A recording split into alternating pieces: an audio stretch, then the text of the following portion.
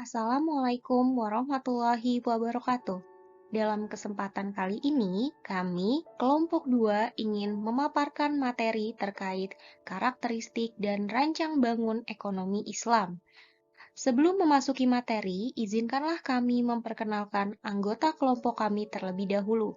Yang pertama, Anggi Rizky Muharom, kemudian David Martin Christian, kemudian Ia Revita Safira, dan yang terakhir Tri Setio Wardana.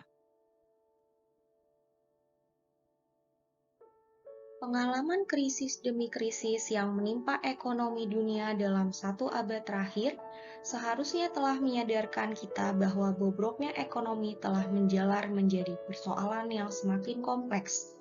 Diawali dengan terjadinya malapetaka yang besar pada tahun 1930-an yang dikenal dengan nama Great Depression. Kemudian disusul dengan terjadinya krisis di Amerika Latin pada 1970-an. Akhirnya, muncul kembali pada krisis moneter di Asia pada pertengahan tahun 97-an. Dan yang terbaru krisis muncul dari negara adidaya Amerika Serikat tahun 2008 yang memicu krisis keuangan di seluruh penjuru dunia. Oleh beberapa ekonom dunia, hal ini disinyalir terjadi karena bobroknya sistem ekonomi kapitalis yang mereka agung-agungkan. Hal ini terbukti sebagaimana diungkapkan dalam surat kabar Republika bahwasannya saat krisis mengguncang perekonomian Amerika Serikat, sejumlah pakar Departemen Keuangan negara adidaya tersebut mempelajari berbagai fitur penting perbankan syariah. Saat itu, pemerintah Amerika Serikat memandang perlu membahas efektivitas sistem perbankan syariah dalam kondisi krisis keuangan global. Di Sudan, sebagai salah satu negara Islam yang mengadopsi sistem ekonomi Islam, juga telah membuktikan bahwa tingkat inflasi telah menurun drastis dari lebih dari 100% sebelum ekonominya dilaksanakan secara Islami ke 3% pada tahun 1993 di bawah sistem ekonomi Islam. Inilah kelebihan ekonomi Islam yang mengagumkan yang tidak akan pernah kita dapat dalam sistem ekonomi ribawi. Ekonomi Islam didirikan dengan tujuan suci, mengikuti ajaran Islam yang mencerminkan semangatnya melalui tujuan dan didukung oleh dua pilar utamanya, yaitu nilai-nilai dasar Islam dan prinsip-prinsip ekonomi Islam. Latar belakang ekonomi Islam merujuk pada konteks sejarah dan budaya di mana prinsip-prinsip ekonomi dalam Islam tumbuh. Ini mencakup pengaruh agama Islam, pemikiran ekonomi ulama Islam, serta pengalaman ekonomi di dunia Muslim. Secara harfiah, istilah ekonomi sendiri berasal dari bahasa Yunani, yaitu oikos yang berarti keluarga dan nomos yang berarti aturan, sehingga ekonomi diartikan sebagai aturan rumah tangga atau manajemen rumah tangga.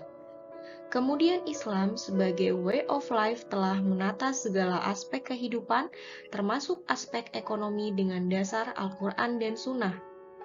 Sistem ekonomi, menurut pandangan Islam, mencakup pembahasan tentang tata cara perolehan harta kekayaan dan pemanfaatannya baik untuk kegiatan konsumsi maupun distribusi. Ekonomi Islam hadir bukan hanya sebagai wujud ekspresi syariah yang memberikan eksistensi Islam di tengah-tengah eksistensi berbagai sistem ekonomi modern, tetapi sistem ekonomi Islam lebih sebagai pandangan agama Islam yang kompleks dan merupakan hasil ekspresi akidah Islam dengan nuansa yang luas dan target yang jelas. Adapun tujuan-tujuan ekonomi Islam itu didasarkan pada konsep-konsepnya sendiri, yaitu mengenai kesejahteraan manusia atau maslahah, kebahagiaan dunia dan akhirat atau falah, dan kehidupan yang baik atau hayat thayyibah. Setelah kita mengetahui tujuan dari ekonomi Islam, selanjutnya memasuki materi perbedaan sistem ekonomi konvensional dengan sistem ekonomi Islam. Yang pertama adalah sistem ekonomi konvensional, di mana manusia adalah makhluk sosial yang menangani masalah sesuai dengan keinginan individu. Pilihan alternatif kebutuhan dituntun karena kepentingan individu, dan sistem pertukaran dituntun oleh kekuatan pasar. Pada sistem ekonomi Islam, manusia sosial namun religius yang menangani masalah sesuai dengan menentukan prioritas. Pilihan alternatif kebutuhan dituntun dengan nilai Islam dan sistem pertukaran dituntun oleh etika Islam. Tujuan ekonomi Islam dilandasi oleh beberapa hal penting. Yang pertama, mengakui hak milik, baik secara individu maupun umum. Dalam hal ini, ekonomi Islam memadukan antara maslahah individu dan maslahah umum. Yang kedua, kebebasan ekonomi bersyarat, di mana Islam memberikan kebebasan bagi setiap individu untuk memiliki, memproduksi, mengkonsumsi, dan berjual beli dengan syarat tidak bertentangan dengan kepentingan umum. Dan yang terakhir, kebersamaan dalam menanggung suatu kebaikan. Ekonomi Islam adalah kebersamaan yang timbal balik antara sesama anggota untuk mewujudkan kesejahteraan umum. Secara konsep, ekonomi Islam dibagi menjadi 4 karakteristik. Yang pertama adalah nilai spiritualisme. Sistem ekonomi kontemporer hanya konsen terhadap nilai yang dapat meningkatkan utility saja, hanya terfokus kepada nilai material saja, sedangkan ekonomi Islam selalu menekankan kepada nilai-nilai kebersamaan dan kasih sayang sesama individu dan masyarakat. Yang kedua adalah kebebasan berekonomi. Dalam artian, sistem ekonomi Islam tetap membenarkan kepemilikan individu dan kebebasan dalam bertransaksi sepanjang dalam cakupan syariah. Kemudian yang ketiga adalah dualisme kepemilikan. Pada hakikatnya, pemilik alam semesta beserta isinya hanya milik Allah semata. Manusia hanya sebagai wakil Allah dalam memakmurkan dan mensejahterakan bumi.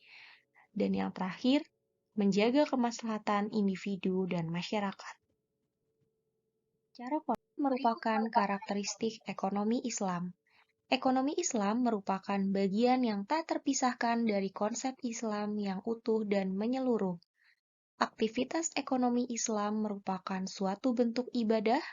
Tatanan ekonomi Islam memiliki tujuan yang sangat mulia.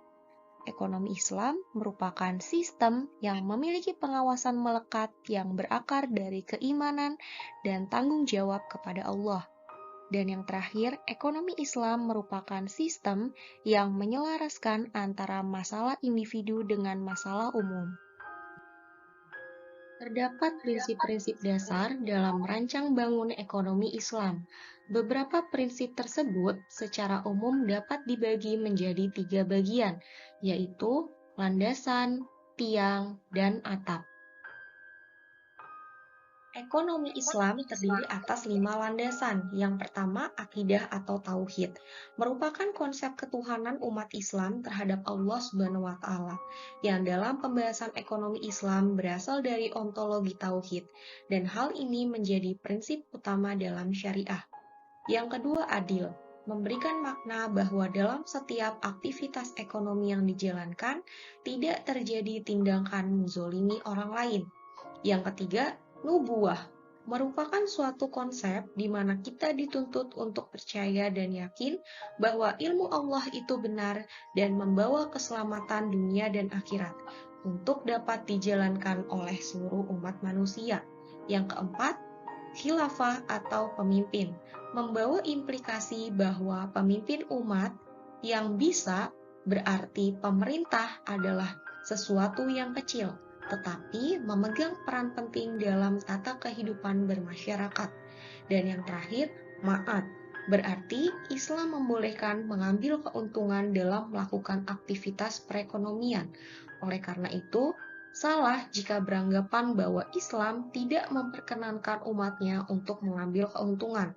Hal ini disebabkan keuntungan merupakan salah satu hal yang dianjurkan dalam suatu aktivitas ekonomi.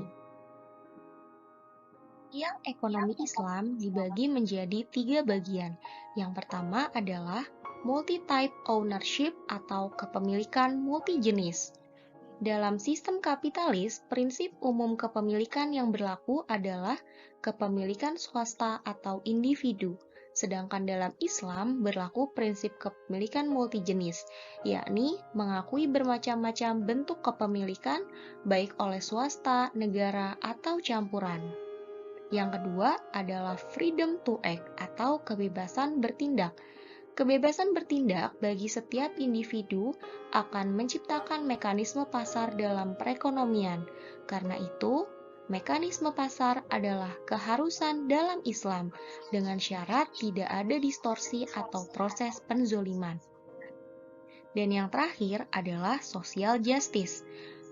Dalam Islam, pemerintah bertanggung jawab menjamin pemenuhan kebutuhan dasar rakyatnya dan menciptakan keseimbangan sosial antara yang kaya dan yang miskin. Sementara, ciri khusus dari ekonomi Islam sendiri adalah keadilan, kebebasan, musyawarah, tawakal, dan tanggung jawab pribadi. Atas semua nilai dan prinsip yang telah diuraikan di atas, dibangunlah konsep yang memayungi semuanya, yakni konsep akhlak. Akhlak menempati posisi puncak karena inilah yang menjadi tujuan Islam dan dakwah para nabi, yakni untuk menyempurnakan akhlak manusia. Sebelum menutup pemaparan kelompok 2 terkait karakteristik dan rancang bangun ekonomi Islam, teman-teman, apakah mengetahui apa itu Islamic Finance Development Indicator? Ya, biasa disingkat dengan IFDI. IFDI merupakan indeks untuk mengukur perkembangan industri keuangan syariah, yang juga merupakan barometer tingkat kesehatan industri keuangan syariah global.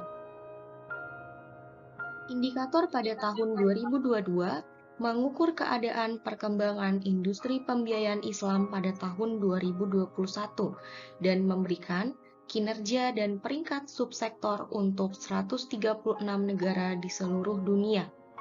Untuk IFDI edisi tahun ini telah dimodifikasi model dasarnya dan menghasilkan skor untuk indikator rata-rata global. Adapun 5 indikator yang menjadi pendorong utama pembangunan di industri tahun 2022 adalah kinerja keuangan, tata kelola keberlanjutan, pengetahuan, dan kesadaran. Dalam Top IFDI Countries and Global Average IFDI Score for 2022, Malaysia adalah yang terdepan berkat skornya yang tinggi yaitu sekitar 100 di semua indikator. Kekuatan ekosistem keuangan syariah terbesar di Malaysia adalah kesadaran, pengetahuan, dan keberlanjutan. Arab Saudi, negara serbabisa ini menyusul setelah Malaysia. Kemudian, kinerja Indonesia yang sangat kuat dalam bidang pengetahuan dan kebaikan tata kelola menjadikan Indonesia menjadi peringkat ketiga tertinggi. Kemudian disusul beberapa negara lainnya yaitu Bahrain, Kuwait, Uni Emirat Arab, Oman, Pakistan, Qatar, dan Bangladesh. Berikut merupakan daftar pustaka dari materi yang sudah dipaparkan sebelumnya.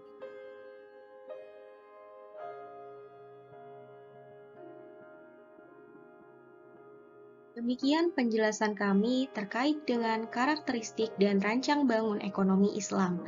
Semoga apa yang kami sampaikan dapat bermanfaat bagi kita semua. Dan bila mana ada kekurangan, mohon dimaafkan. Izinkan kami untuk menyampaikan satu pantun penutupan. Nasi goreng rasanya gurih, dimakan di Kota Batu. Kuucapkan terima kasih atas semua kasih dan perhatianmu. Wassalamualaikum warahmatullahi wabarakatuh.